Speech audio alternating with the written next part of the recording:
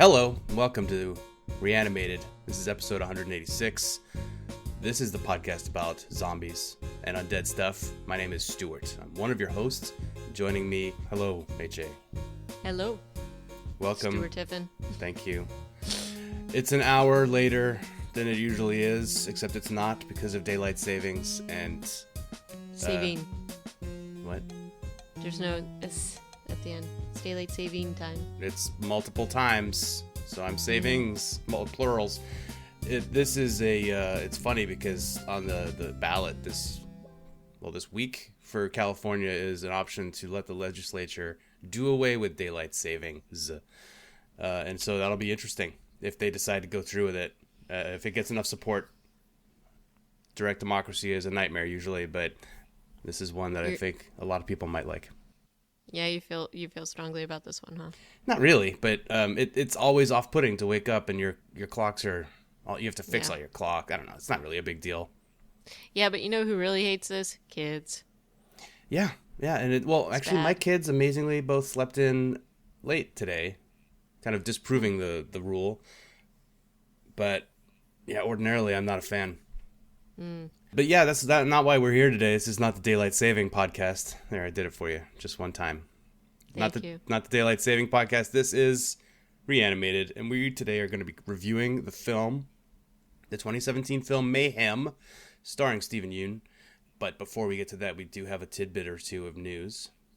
Yes. HA, would you like to launch the news? We just have one tidbit, actually, and it's interestingly a little light given the Halloween month, but there was, as always, an article ranking the different types of supernatural baddies and how lucrative they are, but only specifically in the box office. So ghost, witches, zombies, werewolves, oh my. And shockingly, zombies are not near to the top of this list, and... We had a bit of a debate before we came online today, or we started recording today. And I think the issue with this is that they're only looking at films versus other media, because I feel like if you were to look at a wider spectrum, zombies are definitely going to come out on top, at least from what I can tell, and the things that have kind of been the most lucrative franchises, i.e. Walking Dead. It's so hard to monetize, like to do this one for one though. Between film, it's so easy to calculate box office. TV, that gets so much more than you're doing. I don't know, gross profits for a TV company or something. I mean, the one that you could lump into this is book sales. Maybe, but in any case, I mean, we've talked a little bit about this before, and I mean, the other piece of this is that all of these things have a bit of a cyclical timeline. So, you know, vampires will be really like on top for a while versus witches versus zombies, werewolves, all that kind of thing. And so they all trend, and they trend in different ways, and then it kind of goes around again. And this is something we have talked about quite a bit, is that zombies have been basically in the spotlight now for a way longer time than anybody, I think, anticipated. And we're still seeing that, although, you know, as we've discussed, there seems to be a bit of a downturn, at least with the Walking Dead ratings, and maybe we're reaching saturation point, but we're still seeing projects moving forward, and projects in odd corners, like on Lifetime or whatever it was. God, yeah. And Disney. So I feel like jumping the shark, we've talked about this, maybe it's actually coming, but for now it's still, we still get a little bit of bandwidth to go, I'd say. But did you want to talk a little bit about Walking Dead and what's I kind of want to talk more about this article. When you first looked at this, you were like, this is BS. I don't like the way that they're using their data. And I was like, I get it. It's box office. But then when you do look at it, they're saying major motion pictures, and now I'm wondering, what's their criteria for major? Is it everything that made over $50 million? No, because there's zombie projects on here who made the list that are like almost 11 million at the very bottom. So it's curious, like if you were to do it based on the pure number of projects, I think that not just the number, but the number, and adding up their profits, I think you would still come out on top with zombies, just because they're it feels to me anyway, biased, that there are way more zombie movies being made. I mean, certainly we are able to review 4 or 5 new zombie movies every year. Correct. Whereas I don't think I see that many vampire movies coming out a year.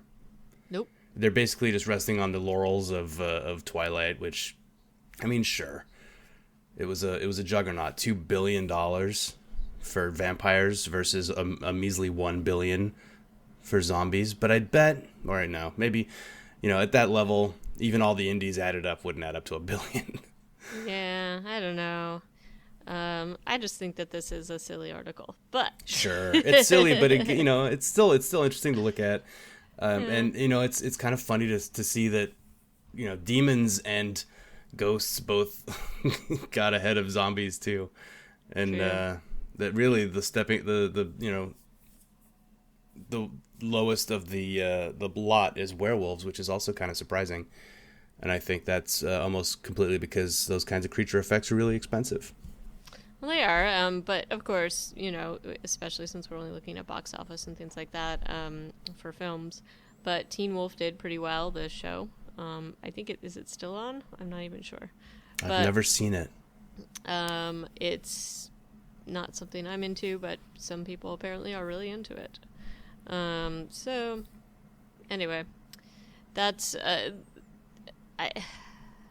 I think that when you're resting it all in Twilight, that's a little bit tenuous, but I hear what they're saying. So, and I don't know. I think it's especially given the following that Twilight had, it's not totally shocking to me, given the sort of wide range of people that were into that particular franchise. Yeah. That they made all that money. Twilight definitely is. It's 1.3 billion. Yeah, it's like it's but most. If you knock that out, I mean, it gets a little closer. The thing is, you knock that out, and they still have way more titles listed than any other any other genre, which is just.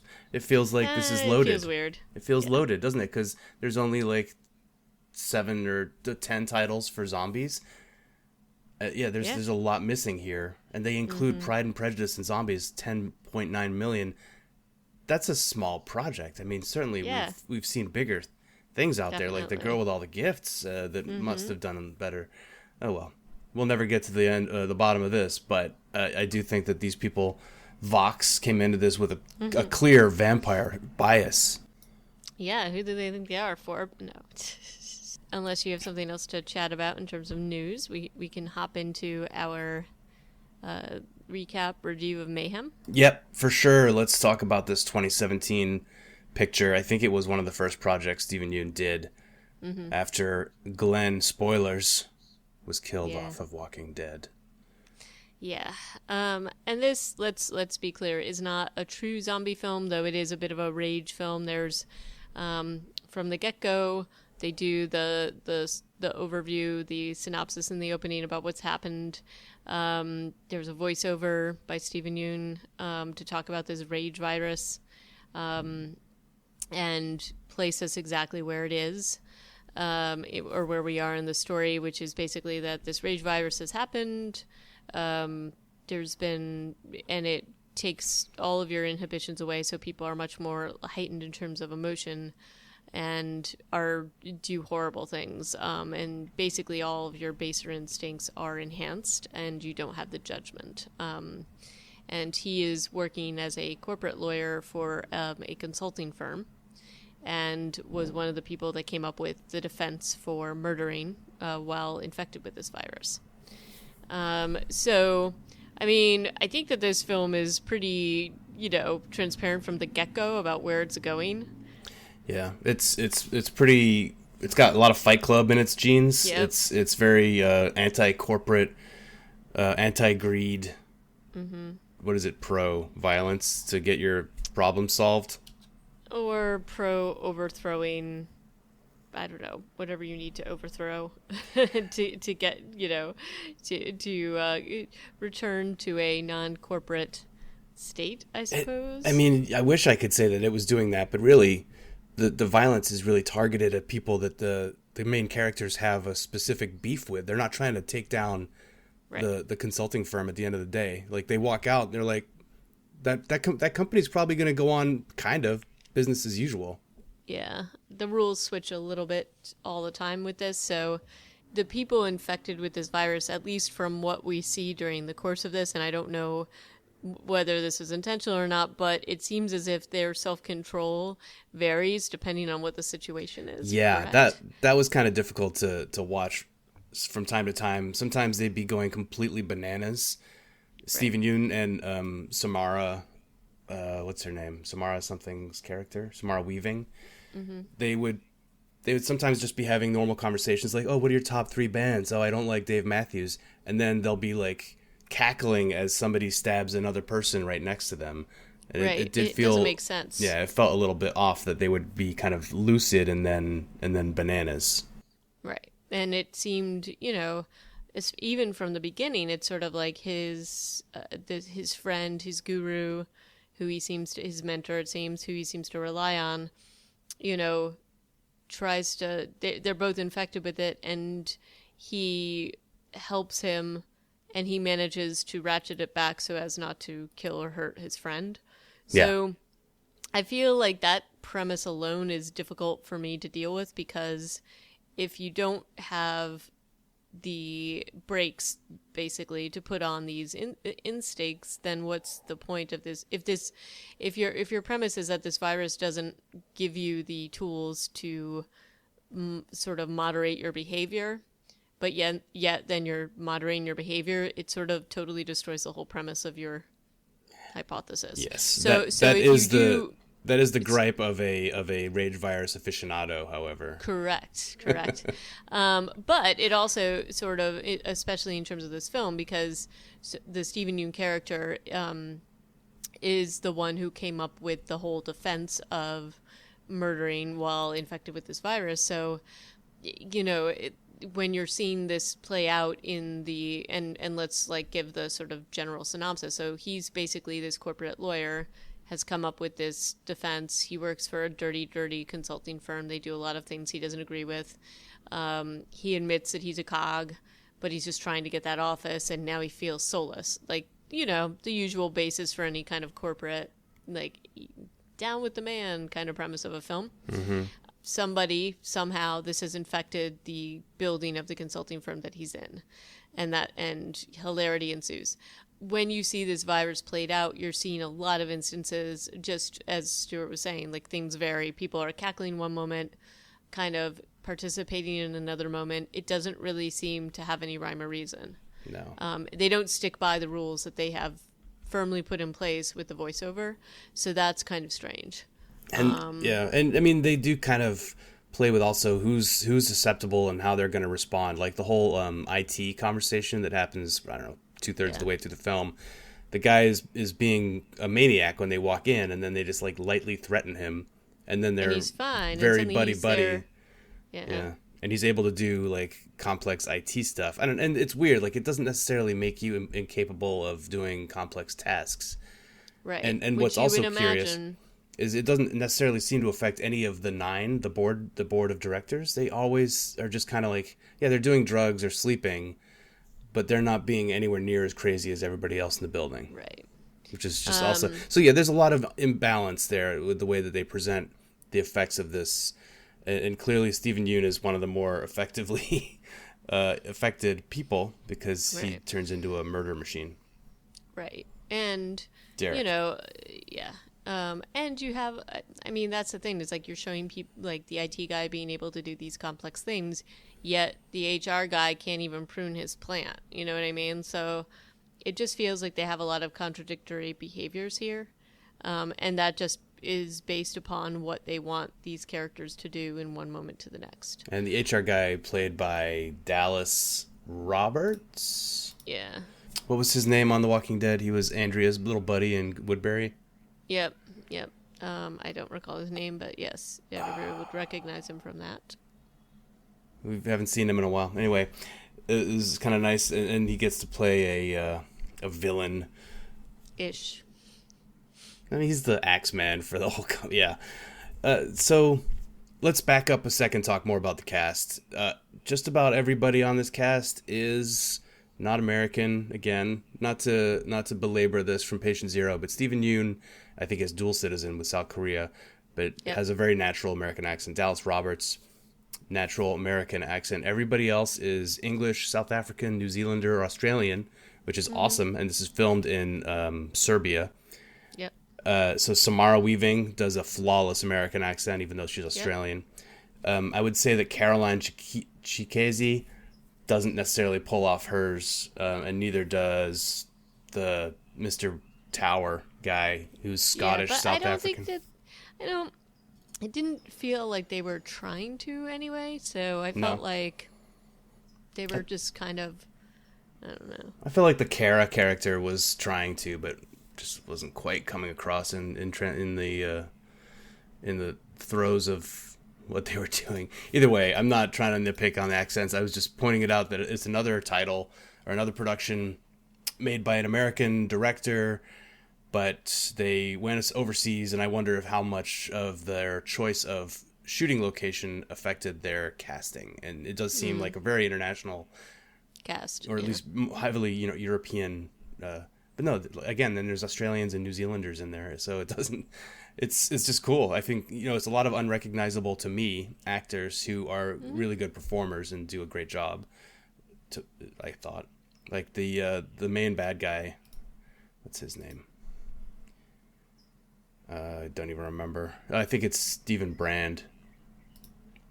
Who plays Tower is good. Yeah, he has a lot of screen time, and he's appropriately big bad. He's appropriately horrible.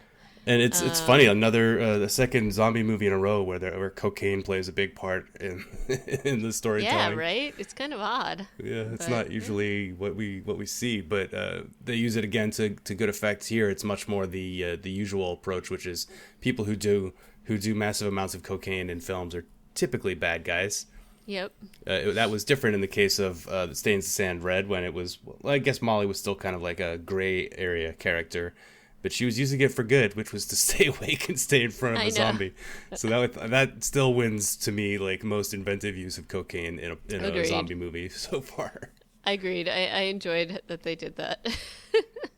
It's cool too that we're still thinking about that film, fondly. A week later. This movie did pretty well ratings wise. It's I forget what it has on Rotten Tomatoes. Pretty good score. What is it, 80% or something like that? 84%. I mean, that's nothing to sneeze at. It's got 6 stars on IMDb. I think, and critically, obviously with Rotten Tomatoes, critically it did pretty well, but I'm not sure, like you and I are pointing out immediately all these issues we had with the virus, the use of the virus. Where this film is getting a lot of compliments is in its short-ish runtime, which was around 90 minutes. Yep, and I think they did a good job with that. I think they did a good job with the pacing. I do think it was clear that the cast was having a lot of fun while they were filming this. So that added to a little bit of the I don't know. I don't think you can take this film too seriously, and I don't think you're meant to. So I understand why the ratings are probably what they were. And some of the stunts and the effects were good and silly. And there's some good jokes. There's some pretty good jokes. Some good jokes. I had one laugh out loud when Samara Weaving yells at Derek Cho. I forget her character's name. You open doors like my grandmother copulates. Yeah, something to use like a that. euphemism. Yeah. I thought that was pretty hilarious. Yep. And there was a lot of stuff like that where they just had silly, ridiculous, over the top lines. I do think that the script could have used a little bit of polishing, and there were times when I felt like when they were doing stuff like that and swearing or saying horribly, like, especially him, like in his, like some of his stuff, like when he swears, it's almost like, oh, I said a bad word. Like there was a little bit of that going on, which I was like, all right, was that really necessary? It's just sort of silly, unless it sounds natural. And it's weird to hear Steve Yeun saying curse words because you're not used to him cursing on TV, right? So it is a little bit odd. But I think even he feels like it's weird for him to be cursing. So I don't know. That was something I noticed, that it didn't feel entirely natural. But I definitely think that they had fun with this. I think that in terms of the execution, the cast was good. And they it was a fun film to watch. Like, it's just silly. I don't, I don't think you're gonna be winning any kind of, epic awards for it. But I think for its purposes, it was, enjoyable, and much more enjoyable, obviously, than Patient Zero. Well, your own hometown horror film festival disagrees, where Stephen Yeun got winner at the Brooklyn Horror Film Festival 2017 for Best Actor. Well, I said for like drama and stuff like that, not at a horror film festival. Of course he's going to get Best Actor. Everybody loves Stephen Yeun. And that's about it. Though they also won Audience Award at the Chattanooga Film Festival. Well, you could see people going to this like in a like audience sort of environment. Oh, this would be a lot of fun to see with a crowd of people. Right? Yeah. Like it's different when you're watching it at home with the headphones on, so that your delicate significant other can't be upset by it. So, How believable do you feel like the this premise that they were all going to be able to just walk away scot-free at the end of this, even though there was this legal precedent? The amount of murder going on inside that office building was... I know. It sounded a little bit, it reminded me a little bit of The Purge or something. It's like, oh, this is like a different take on The Purge to some extent. He films himself lighting the body of Dallas Roberts' character on fire. I know. I feel like the mounds of evidence that show him like making rational decisions and citing legal precedent would kind of undermine the legal precedent argument. Right. Yeah. Yeah, I also don't think that the Dallas Roberts character would have, because he even says from the beginning he's always on the right side. So if he views that his side is not going to be helpful to him, I feel like he would have switched. So that I also found to be somewhat unbelievable. Yeah, but he had to be the mid-level boss battle. Yeah. It does really play out like a video game. It does. There were definitely different levels. Because you have like at least 3 boss battles, maybe 4 if you also count the hammer. You have to get the cards. You got to get the you got to collect the power ups and the cards. Yeah, and I thought that was kind of like, I watched this on a rowing machine. HA. You got it. I did. I rowed, well, only for half of the movie, so about 45 minutes. But it was really easy for me to keep paying attention to this film, despite doing something else. So I was multitasking, but this movie, as punchy as it was, kept me going right along with it.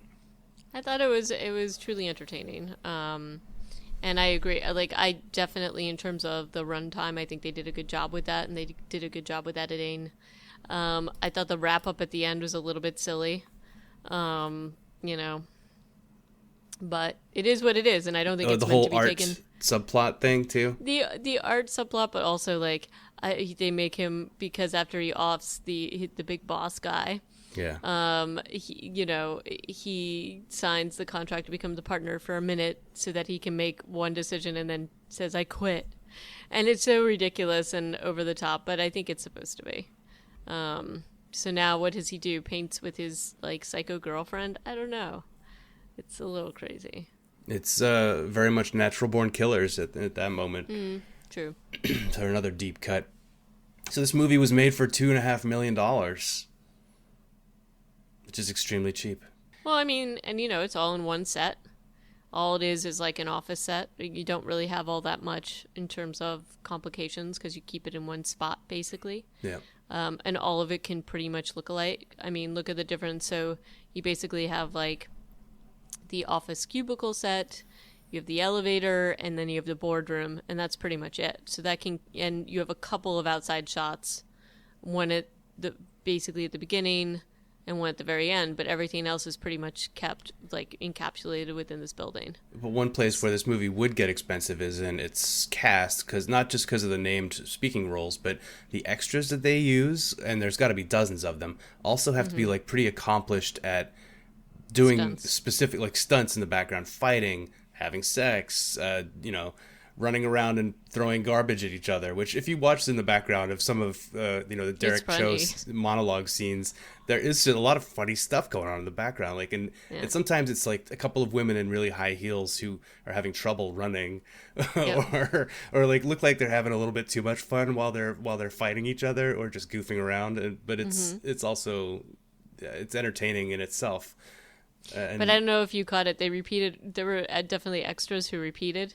Oh, as different characters, or yeah, and so that's I think part of what they did, and which makes sense totally, because if you have people that are accomplished in doing this kind of thing, you probably need to have them repeat, and there's no reason why they can't, because you're not really necessarily seeing their features or anything like that. You're just seeing them as sort of these like stereotypes basically around the office. Well, you can also run the risk in this with this sort of decision making to they have just pop up again, right? One of these scenes, like if you ever watch Braveheart, and like one of the big battle scenes, you just look over in one corner of the, like way away from the main action, when they do a big pan, a big shot, you look down in one corner, there's just two extras like half-heartedly swinging wooden swords at each other down there.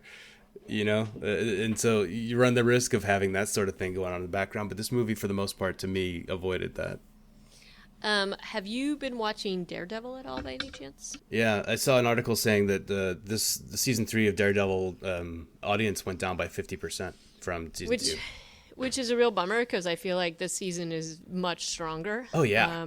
It's real good. And so I'm hoping that some of the reviews will bring that back up. But what I was going to talk about in relation to this was that crazy one shot that they did with spoilers, everybody, with Matt in the prison. So did you see? Yeah, I remember that. The problem is that I'm like, I get halfway through a Steadicam, take like that, and I'm like, holy shit, this has been all one take, and then. It doesn't always strike me when it should, but I do remember it happening and thinking how cool it was, because he goes through like 4 different fights in that one Steadicam. And we watched. So then after seeing this, we were my husband and I were both like, oh my god, how did they even do this? And apparently there was like 7 takes, so they were totally exhausted by the end of this. He looks pretty tired, doesn't he? And they have a stunt double, so if you rewatch it, which I recommend because it's pretty cool. There's a lot of him with his back to the camera. Yeah, so there's times but the stunt double had to position himself, and he had to position himself so that's like when the camera goes over, they can switch it out so that, the stunt double can get in, and then it's like very carefully choreographed. It's really well done, and so that's what I was thinking of while I was watching some of these scenes in this film. Because they have not like quite to the same level, but a similar idea. I mean, these things that they're doing in the background are pretty silly, but some of them are kind of crazy. Like especially the opening scene with the boardroom when they're sort of going over what's happened with the virus and things like that. And there's this one thing where this guy just like jumps over the desk or jumps over the big conference room table, and he's like slow-moing. And I mean, it's really. The choreography that had to take place to do this, somebody had an enormous amount of fun, and I think that that's part of why it probably would be it would be great to watch this with a big group of people, right? Yeah. Also, the prosthetic, the eye, what do you call those? Contact lenses are pretty good. Even though that's the only thing. I mean, there's lots of blood and wound effects.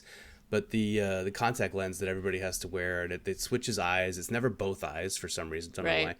But on Samara's character, it's really stark because she has blue eyes, and yet one of her eyes is just pure red. So actually, the contact lens, I think it was probably the same for everybody, but it has a very different effect depending on who you put it in. When you have a lighter eye, yeah. Because I noticed, like the secretary that's like Meg. it is not very clear on her, because she has a darker eye. But yeah, I guess we've kind of... is there anything else on this that we wanted to go over? It doesn't feel like... It's a small story is the problem. Like, how do you even break out, like, Act 1, Act 2, Act 3? It's a little, I guess Act 3 is kind of when they finally start going up the elevator to get to the siren. But it's a bit... structurally, this movie's a bit of a mess. Yeah. But you know what? I will say it made me very happy to see Stephen Yeun as a main man. Yes. I like him. I'd like to see a lot more of him in everything. I think he's awesome. I think you got to watch him in Korean subtitles these days, because I think he's doing a lot of projects over there. He's doing a lot of projects there, and I don't blame him for that, but I just think he's such a talented actor, and I like him. So I really hope he comes back to us in some amazing series or something like that. Yeah. So that was definitely a cool thing to see. But as I said, this must have been so much fun for this whole cast to do. And you can tell when that happens, and you can also tell when the cast is like, "Oh my gosh, what did I sign up for?" Patient zero. At least that's what I sensed there. I mean, yeah. What would differentiate if you had the Patient Zero script and this script? What would make you think that this was going to be a better film? Well, I think that this is pretty straightforward and a very straightforward tropey film, and it's supposed to be silly. And I think Patient Zero is taking itself way too seriously. Yeah, but I mean, on the surface, they're both set in one location. True. Other than some flashbacks. On paper, I think that they have kind of too much in common. A similar feel, right? Yeah. But yet, this was just better. Yeah. So, interesting. So, but unless you have more to say about it, I think we can probably wrap up. Yep. What do you want to talk about next week? Well, I think we've already said what we're going to talk about next week, and hopefully we can both get to the theater and we won't have to fight the crowds to get our hands on J.J. Abrams' Overlord. What do you say? Yes, I think that sounds like a great idea. I put it in my Google Calendar, and it happens to come out on every 9th of every month is our date night in my with my wife, and so I'm sure she's really excited about this. I put it out there. I just wrote in there like Overlord releases on November 9th, and she comes up to me yesterday and she says, "I see that you've put a film in the calendar that I probably really don't want to see, but I'm willing to go see it with you." And that, my that's friends, love. That's true love. That is true love, definitely. So maybe I'll see it with Holly. We'll see. I hope. I also wouldn't necessarily want to inflict that upon her. So. Well, Bill really likes JJ, so he may be fine with this. So we'll have to see. But I've already teed up a couple of potential movie buddies to watch this with. Cool. In case he does not. So we shall see what happens. Well, we will rally back up on the 11th or whenever we can get together. I'm hoping next week. Yep. And come back to you with some impressions of Overlord and some other zombie happenings to discuss. Indeed. So until next time, if you feel like you'd like to throw a comment or two or give us your thoughts on Mayhem, please send us an email, reanimatedpodcast@gmail.com. Leave a comment on our website, reanimatedpodcast@gmail.com, reanimatedpodcast.com, or tweet at us, which is probably the easiest way to do it, at reanimatedpcast. And until next time, ciao. Okay, bye-bye-bye.